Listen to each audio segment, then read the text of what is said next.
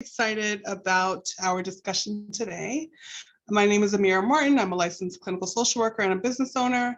And today, what we are focusing on this channel is mentorship with Mary Pender Greene. I've been very fortunate in my career to have been mentored by Mary Pender Greene, and our guests have as well. So with that said, I'm first going to introduce Mary, who I interviewed a couple of weeks ago. We had a phenomenal interview. Mary Pender Greene is the president and CEO of MPG Consulting. We also have Jonathan McLean. Jonathan is the vice president of residential and youth justice services with SCO. We have Dr. Bobby Cassiano. Bobby has their doctorate from UPenn, is a scholar and activist and founder of Dr. Bobby. And last but not least, I'm also re-welcoming Sheila Mabry. Sheila Mabry is a psychotherapist and life and leadership coach, owner of She Helps Consulting, and also a consultant and trainer with MPG Consulting. So welcome everyone. Terrific to see all of you. And thank you all so much for joining me today and for joining this discussion with Mary. So the first thing that I wanted to ask you all, and whoever this jumps out at, please just chime in, Can you share a bit about your personal story? Like what brought you into this work, or what's your passion around this work?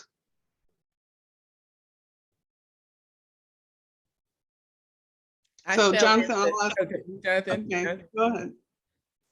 So you want me to start? Okay. Yeah, okay. Please. I think it's a great question. I think I stumbled into it, to be perfectly frank. I spent a lot of my teens and all of my 20s trying to find myself. Young kid from Brooklyn, growing up in a rough environment. So I stumbled into it. I always believed I had a passion to work with people, but social work per se wasn't something that I was necessarily looking to do. I think I got a job doing something that was close to social work and human services. And then I met Mary.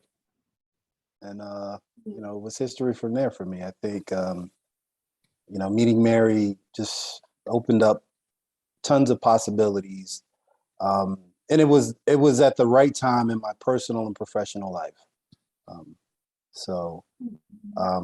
can talk all day about it. I don't want to, take up the whole session, but yeah, I think Mary helped me frame what I wanted to do with myself and where I wanted to be as a professional. Yeah, I was going to say too that I stumbled into it because I think at some point I wanted to be a lawyer. I considered being a writer when I was younger, and then a lawyer. And then I worked at a public defender, and that made me make the decision to be a social worker. But also, I was social worked when I was younger, and I didn't realize it. Like at the Y, social workers were all around helping us as young children all the time. And then at a certain point in my career, I only had a bachelor's degree. I went to a job fair and I met Mary, and she told me that I could do much more for you if you had a master's degree. And I went away, and some years later I came back, and then I got my second year placement at the Jewish Board. And then like learning what social work really was a really important thing to me. And then having people like Mary model having a range of roles and operating from those and having wonderful boundaries and dealing with all kinds of people across race and sexual orientation and religion. It was really an age. She modeled that. And so it's something that I was like, when I grow up, I want to be like Mary. But Mary would say, I want you to be yourself, the best you can be of yourself. So, yeah. Terrific. Thank you. Thank you so much, Sheila. So, and I'll ask Bobby, can you share with us, part of that story for you? Like maybe you want to talk a little bit about either what are some of the challenges you overcame to do this work or while doing this work? Yeah, absolutely. And Mary was a pivotal part of that equation, has been for my entire adult career. I hold that very closely in my heart. Right, I'm a queer a person, and when I went to social work school, I was still very much involved with the foster care system. So I was in child welfare, and I literally was at that point at age 23 is in the state of Connecticut at that time. They were sort of ending coverage, lowering it to 21 for college, for continuing to college. So I was one of that last cohort that got to go to social work school. So I covered my undergrad and master's degree before I aged out of foster care, and that was paid off by the state of Connecticut. But in the School of Social Work, Mary was very much connected, obviously, through field placements and educating students, and that included the anti-racism work through the People's Institute. And that's how I actually connected to Mary. I was organizing as the GSA president, to bring Undoing Racism workshops to the school, right? And Mary was very much involved with that. And that's how we actually ended up connecting through social work education. And I got invited to a cross-racial dialogue where Ken Hardy was presenting. And that's where that introduction was more formal through some folks that were connected to Mary, including Shirley, who also was very much involved. And that's how I got my first job as I was aging out of foster care, at the Jewish Board. And it completely changed my life because I found a community of care because of Mary, because Mary already had a community of care at the Jewish Board, where through CORE, through the Confronting Organizational Racism.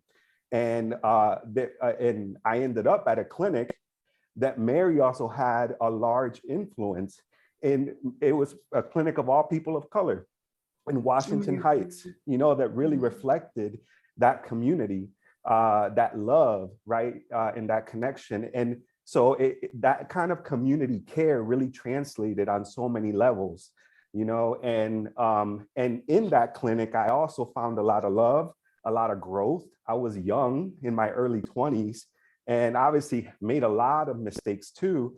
But if it wasn't because of that safety net, who knows where I would have been. And Mary was a pivotal part of that throughout my entire place, and she was an executive, she was an executive, but that connection trickled down through all the people in the kind of community that we were able to really have at the Jewish Board and throughout the city. That's just remarkable, Bobby. What comes to mind for you when you look at these folks? Well, it's why I do the work. Looking at all of you makes me clear that this is why I do the work, and this is why I love the work.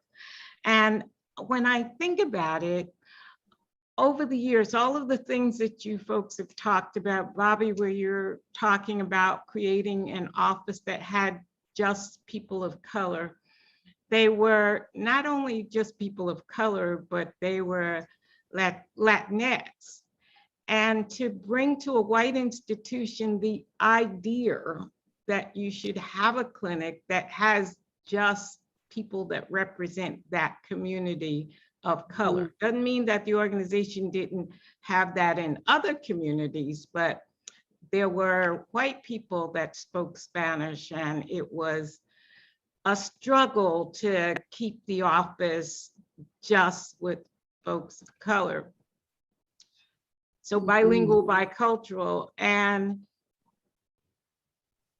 it was absolutely draining and painful in the process of pushing to do something that wasn't popular at the time. But it worked, and it created lots of people. So I want to say that all of the work that went into making things different really makes me feel awesome about the fact that the work paid off. Look at them. They are awesome in the process. And I think what comes to me most of all is that oftentimes when you're trailblazing, moving things along, you have to stand alone and say stuff that people don't want to hear, and be clear about what your gut tells you. There was no roadmap. The idea is that your gut tells you stuff. And Sheila, I think about how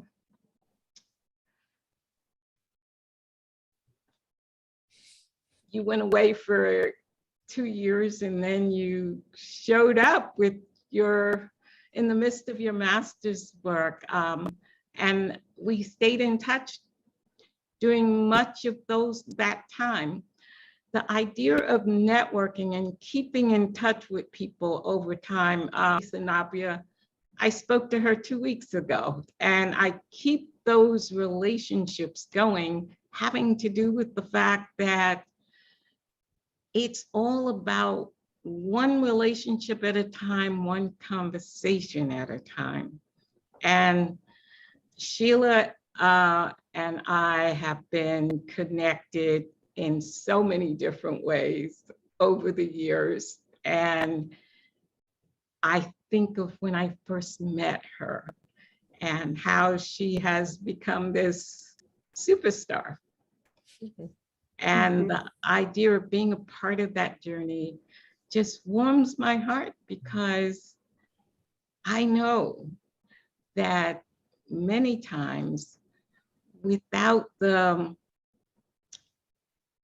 private conversations that I had with you, I wouldn't have been able to keep going, keep doing the work, because yes, I made a difference with you, but you made a difference with me. All of you made a difference with me, because in essence, when I got pushback, when I got questions about why did I do what I did, I was able to see you and your journey, and that would be the reward, long before there was a public reward for what it was that I was doing. And Jonathan, I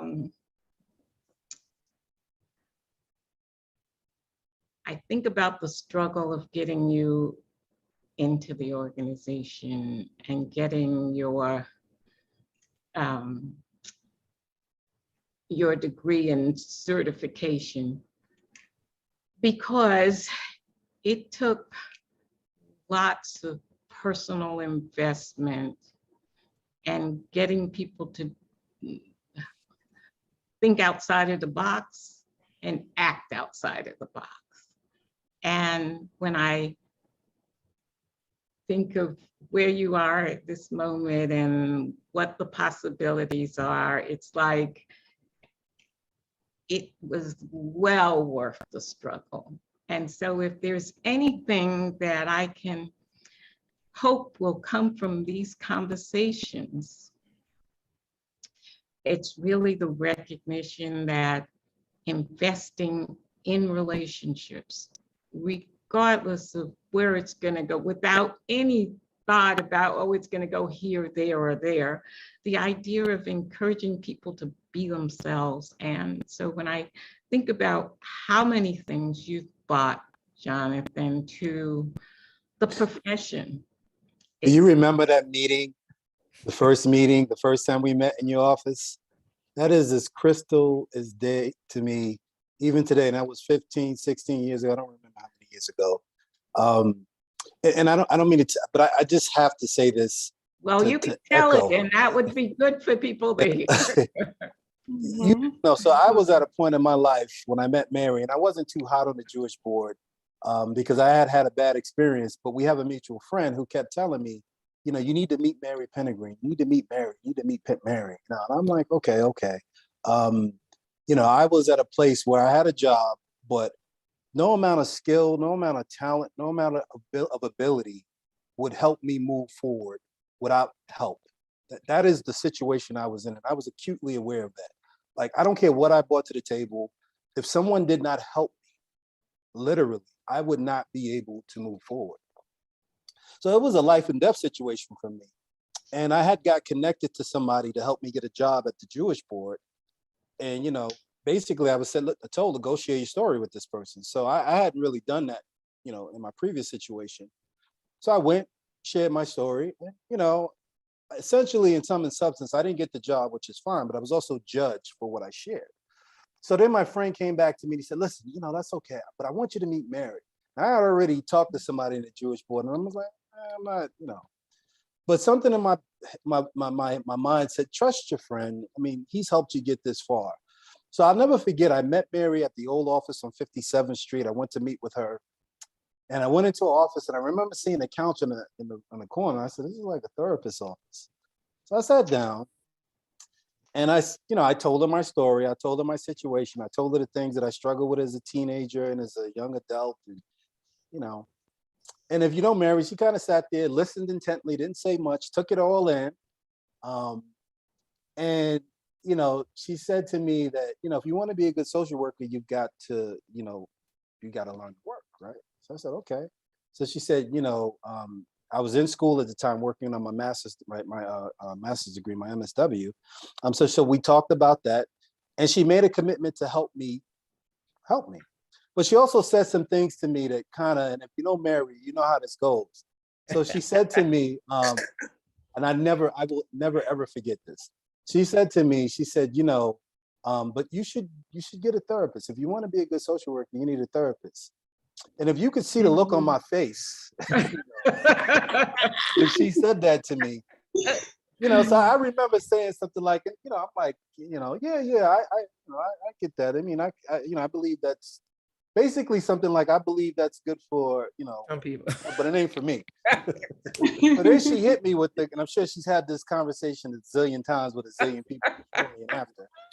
Well, how could you possibly do the work in any real way if you're asking people to do something that you wouldn't do yourself? And that was like the stone in my side, the rock in my shoe. I didn't have an answer for that. And that kind of just like hit me. I didn't really have an answer. I was kind of fumbling. So after that, she told me to continue to go to school, stay in touch. When you get your degree, call me back, and I will help you. And we stayed in touch. I kept her posted. She also told me that I'm going to recommend someone to you, because I guess she saw on my face that I wasn't too hot on what she was saying about a therapist. But she told me that I'm going to recommend my therapist to you, and I'd like you to give her a call. So I sat with that for a while. And again, that gut thing, that intuition, or whatever it is that moved me to kind of grapple with what she said, because, at the end of the day, it was true. Like I couldn't really get around the logic of that. You can't really ask people to do something that you wouldn't do yourself. So thankfully I reached out. I was able to get a therapist and start therapy, stayed in touch, and true to her word and her commitment. And I knew there would be tremendous challenges to get me a job. She had me send her a resume. She got me, first job I applied for, I didn't get, but the second one I got. And I just have to say, you don't really understand what it is to have someone take the package sight unseen and believe in that. She did that. And I think, had it not been for that, I wouldn't be here. I wouldn't have my kids, and I wouldn't be Shirley DePena's husband, had it not been for that. So, and I know I've taken time to say this, but I cannot tell you how critical it is. That investment that Mary talked about, there was no one who would have invested in me in a position that, like Mary had at that time. And for her to do that and not really know me, to take that risk, I will never forget that. Never, ever forget that. Amazing, phenomenal. Thank you, Jonathan, and thank you again, Mary. And so I want to introduce someone who's just joined us, right? The lovely Shirley DePena. So Shirley is Jonathan's wife, and she is also, she works for the City University of New York as the director of CUNY's Foster Youth College Success Initiative. She's also an adjunct professor at NYU, and she holds a PhD in social work from Yeshiva University. So welcome, Shirley. I am so glad you were able to join us. No, Thank we'll you, just chime- everyone. Sorry I'm late. No, thank you. We know you had an emergency, so thank you for rejoining us. And I think this segues perfectly into our next question, right? So Mary spoke about, you know, what she's done in her role, and everyone has spoken about how they've been touched and really just phenomenally supported by Mary in their work and in their professional growth. And it really speaks to something that I think is key for all of us and key to what one of the things that we need to think about and really be transparent about. Everyone here is a person of color, right? And I want to really ask specifically, what's that been like? And maybe Shirley, you can start us off, but what has it been like for you, the times where you've worked at a private white institution, a PWI, as a person of color? What's that been? What was that like for you? And Shirley? You know, for me, I think I went to predominantly white schools for undergrad and for grad school. And I then went to work at the Jewish Board, which was an institution where the leadership was predominantly white. I never truly felt like I belonged. I used to always talk about how I wasn't a real social worker. And for many, many years, I felt like that. And part of it, I think, was because I didn't have a desire to be a social worker my entire life. And, you know, like many people are, I didn't do an undergrad in social work or in anything like that. And I would get in the room and in spaces with these people who I didn't make the connection that they were also white. And they would speak in ways that I didn't speak. They would speak in ways that I didn't know how to speak. And because of that, it made me feel less than. And when I went to work at the Jewish Board, I worked in a program where it was, the program itself was, you know, it had some people of color because we were in Washington Heights. But the way that the clinics, I interned at an outpatient mental health clinic, the way that the clinics were really regarded was in this elitist way, which then for me, not being a real social worker, I didn't know what to do. I didn't know how to move. And so I just kind of, and I think this is just who I am, I folded into myself and I didn't look for support and for help, and I didn't ask. And it's something that I struggled with. And I struggled my entire second year internship.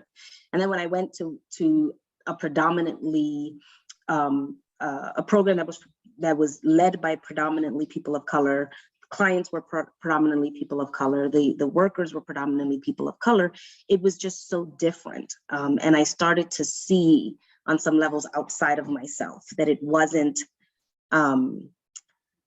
me, right? It wasn't that I wasn't good enough. It wasn't that I wasn't enough. It was this structural racism, but it was this structural piece in our society that the qualities that I did have were not regarded as qualities that were important.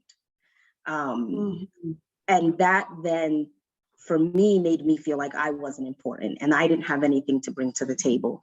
And it's something that I struggled with, that sometimes I still do struggle with, feeling like I'm enough, feeling like I am enough. And so I'll pause there because I know I can talk a lot and I don't want to, but I'll pause for a minute there, let other people answer the question. Thank you so much, Shirley. And you're talking a lot is really part of your charm. So thank you. But who else? So who else wants to talk a little bit about what that was like working at a PWI as a person of color? Well, you know, and then once they put us in director roles, we had to run like 2, 3, 4 programs. I mean, that was a hard transition. But also there's a kind of a gift in the work that Mary did around connecting us to each other. And she connected us to white folks too, who had a similar vision around how to do this work. Like I remember being connected to Lisa Blitz, and but we had to have so many meetings before the meeting. And then one of the things Mary taught me when I was struggling as a manager was like, this is not being a manager, it's about being a leader. And it's a skill. Like, why do you think you need to know something before you've learned it? Like, this is a skill. And I would even say that Mary saved a job for me before. I left the Jewish board after my first year placement, and I worked there for a year. And I went on to GMHC. And at one point, there were going to be layoffs. And I called her. This is the connection after. It's not about like only what you can be for me when you're in my vision or what I can get from you. That's not Mary, right? I mean, she works you to death in other ways, but she's working you to build a vision and an empire of sorts to change the world, okay? But I called her in the situation I was in. She made an appointment for me. That for the next day, half hour, she gave me everything I needed. Not only did I keep my job, I kept the salary. I was, I moved to a different department, kept the salary, eventually got promoted, got retroactive from the work I was doing before the promotion came through, like all of that kind of stuff. And so, but also like being a person of color in white institutions, like you have to sneak around. Like I had to like slip into Mary's office, like, and not let people see me in there. Like, when I think about that, it's messed up, that someone who can give you more strength when something is being taken away from you, that you have to sneak to protect them and to protect yourself. That's crazy, but that happened. I'd go to her side and act like I was going to the bathroom, and then I would look each way and slide my way into her office. And that red couch has heard and seen a lot of things, but having to be more than 10 times, learning over time that that's internalized racial oppression, but also knowing that that's true, that we have to be. And then also Mary helped me and two other people, Alicia and Maria, start Directors of Color. So that was before the Administrators of Color. Also, when I came back to the Jewish Board in 97, she had started a mentorship program. And it was 97. I got Marisol. Marisol still considers me her mentor. It's hilarious. And we just went out to, she took me out to brunch one day, like about a month or so ago. So it's like, and even then learning, like Mary has taught that you learn from people who you mentor. It's not just you have all this wisdom and you give it, like you learn too. And so I look back at even 97, I was all over the place, just became like an administrative supervisor. Marisol was the one. Can we meet? Can we meet? I've had other people who I was mentoring. Caridad, she'd be like, you're better at 8 o'clock in the morning. I'd like to have my supervision at 8 o'clock in the morning. And you know what? I gave it to her. That's the thing. So like, it's just figuring out and bringing other people in and having these side meetings and connecting people to other people. And like Shirley telling somebody, you want to go to Sheila to be your field instructor. And they're like, coming, I didn't want to do domestic violence, but Shirley said, I want to work with you. And then them learning whatever they had to learn after that. And then they're spreading. So it's a lot of responsibility to be a person of color in a white institution, because our job is not just to get our positions. Our job is to also bring people along. But Mary would also say when we were doing leadership stuff, but this is also a time for you to get something for you. It can't just be about you giving. It also is a time to get something for you. It's a big responsibility. So, I want to say this, and I'll keep it quick. So, we all know those calls and from the meeting before the meeting and the meeting after the meeting with Mary, right? So I had some the experience working in the white institution, but, Jewish board was a whole nother level, being so big.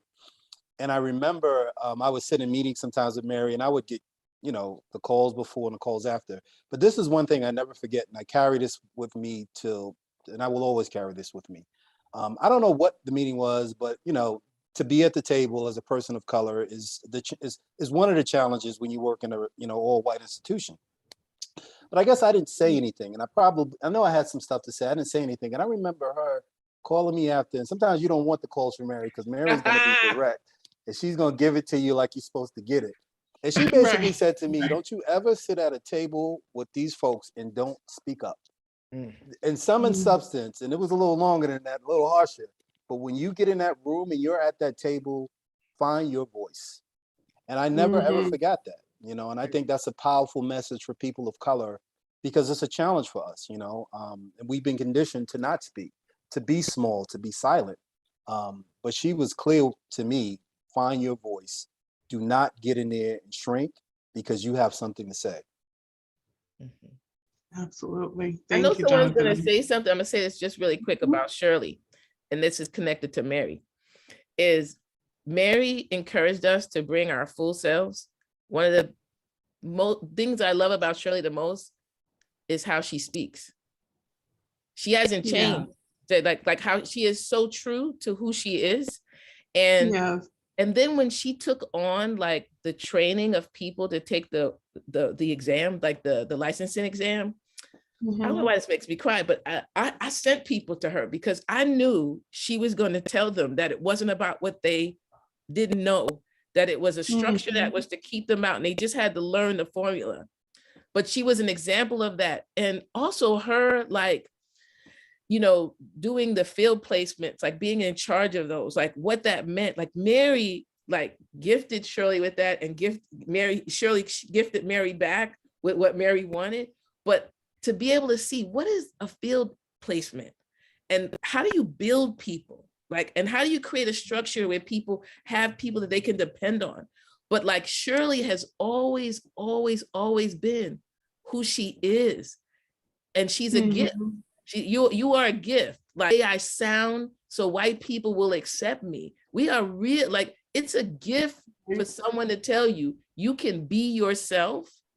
And when you're not, I'm gonna give you words. And sometimes Mary curses, but she just doesn't do it in front of everybody. You know? If she thinks that's what she gotta use to get you there, it's not a lot of cursing. It's just like one word here or there. But Shirley, something's such a gift. Amira's such a gift. Mary's such a gift.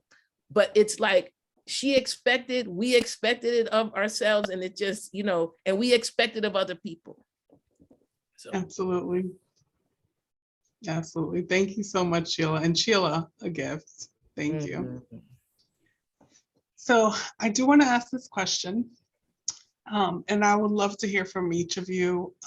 But you know, whoever this jumps at the most, what are you most proud of in your professional story? So I've been thinking about this a lot. And Sheila, you made me cry, so give me a minute. And I think Sheila just spoke a little bit about it. One of the things, somebody, I don't know who it was, somebody calls me Little Mary. I don't know who it is. But it's because one of the things that I learned from Mary and that I believe in and that I continue to do is that idea of finding people and of building people and of developing people. And so when I was the educational coordinator, when I was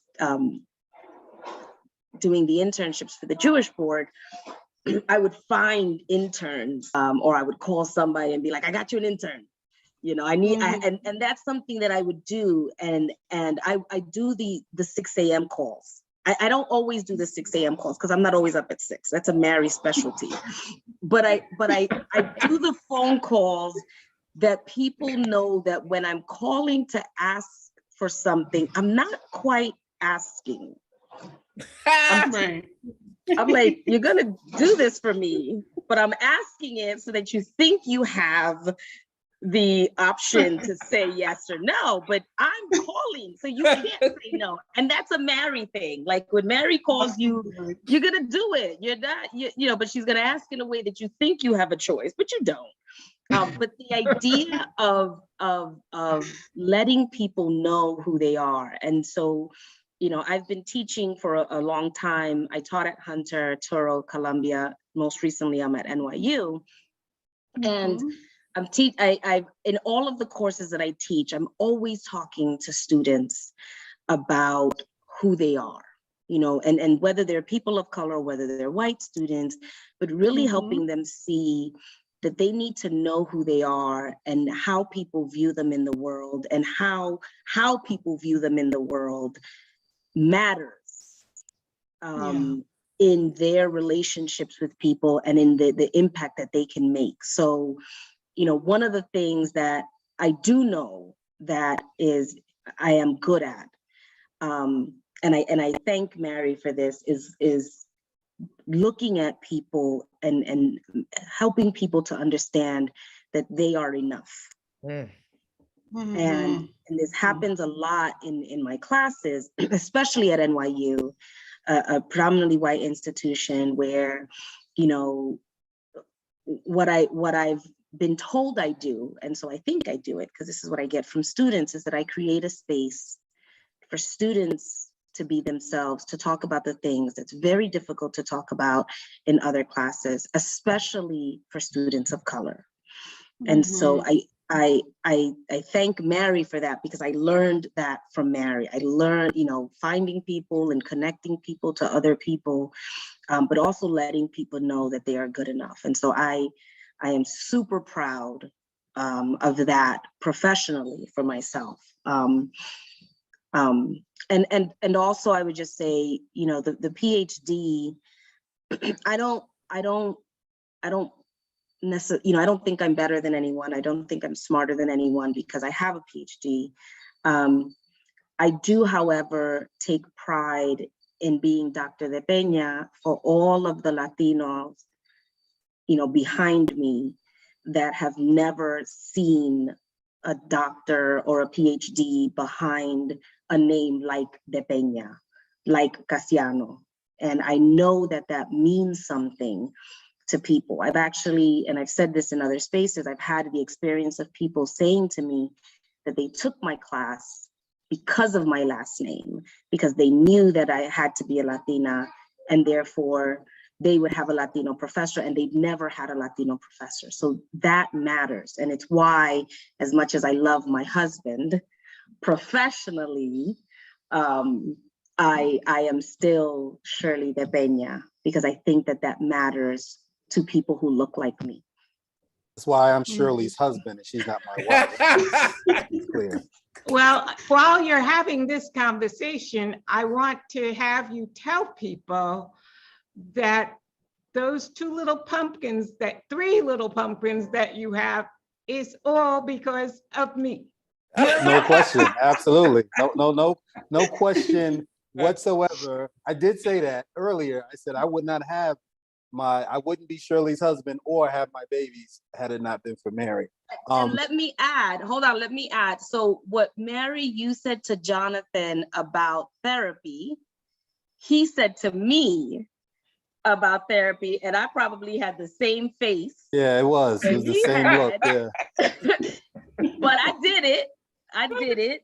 And so I will say, if again, you know, this all ties back to you, right? If I honestly feel like therapy, I wouldn't have gotten married if it wasn't for the therapy that Jonathan and I engaged in individually and as a couple. So, you know, Mary runs through this household very, very much. So yes, Mary, because of you, I am married, I have a husband, and I have 3 beautiful pumpkins. And I just want to say one thing to tie into what Shirley said so beautifully. If there's one thing that I'm proud of, if there's one superpower or thing that I have and I will take with me to my grave, it is knowing my worth. That worth, that candle has to be an eternal candle with an ever flickering flame that can, you know, the winds of institutional racism can make it flicker a little bit and blow it a little bit. Because if you're a person of color, you're going to deal with that. There are going to be times when you have self-doubt. But unequivocally know your worth, know your value. That is, if I had to sum it up in terms of a lesson that I got from Mary, know your worth. Because at the end of the day, if you tie it to what other people say and what other people do, and if you're a person of color, you are going to struggle mightily. So knowing your worth and understanding that no matter what happens, and even when you reach beyond your grasp sometimes, it's fine. White folks do it all the time, even when they don't have a clue. You know, it's okay.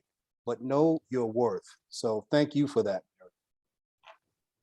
Terrific. Yes.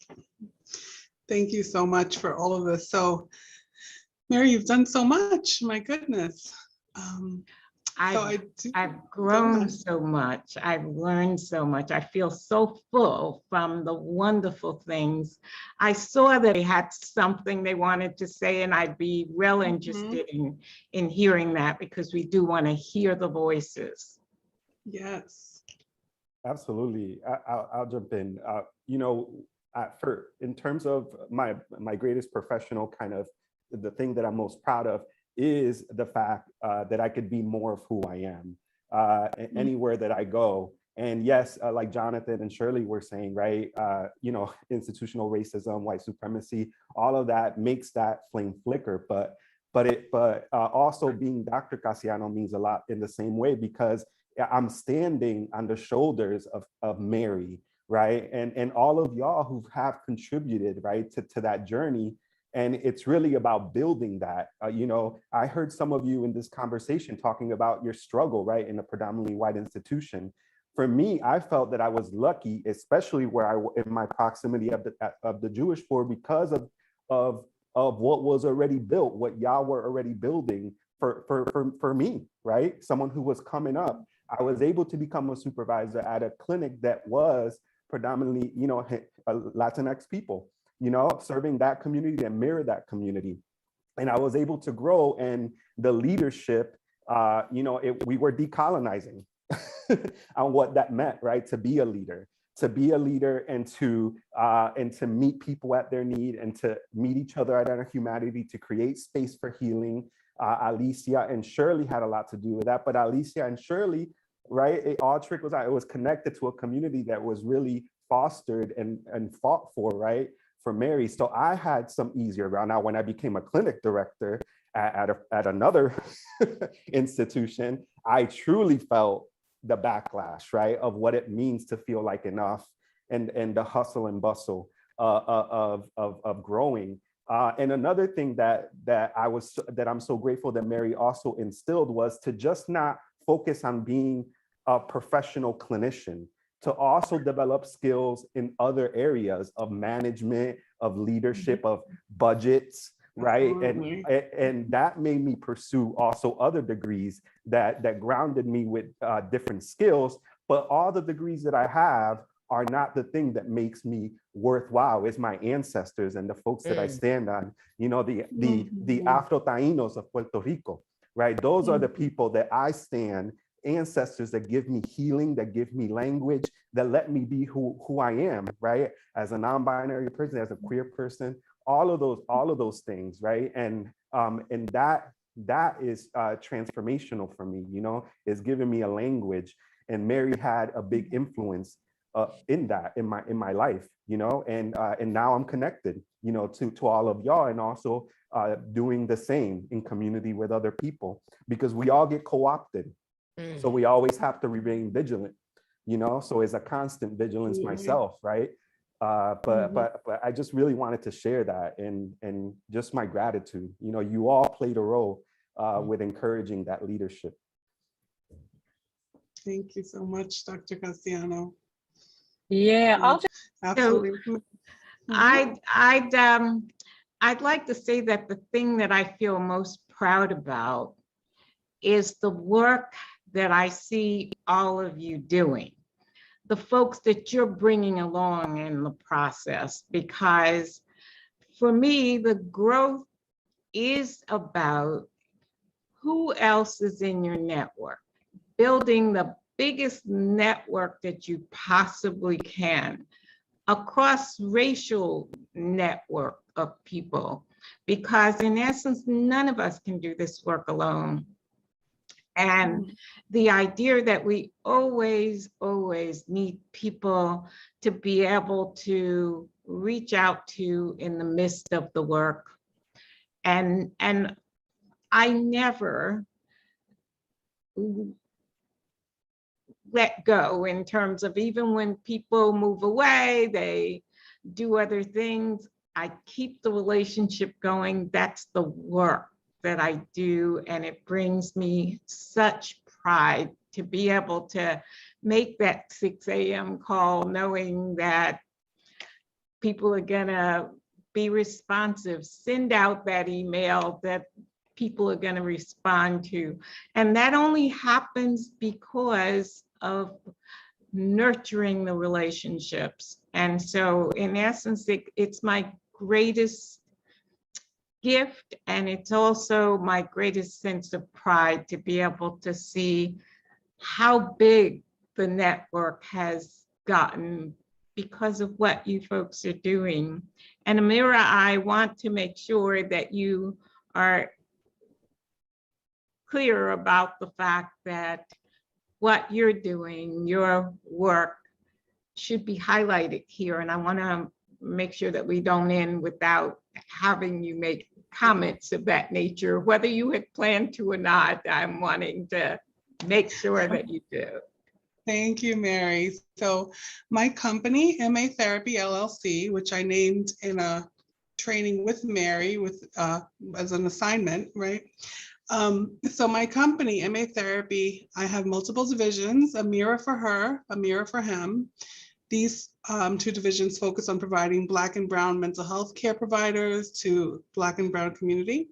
I also have the Black Speakers Institute, which provides workshops, trainings around mental health with a focus on the Black and Brown community. And I also have Phenomenal Private Practice with Amira, where I provide coaching, group and individual coaching to people looking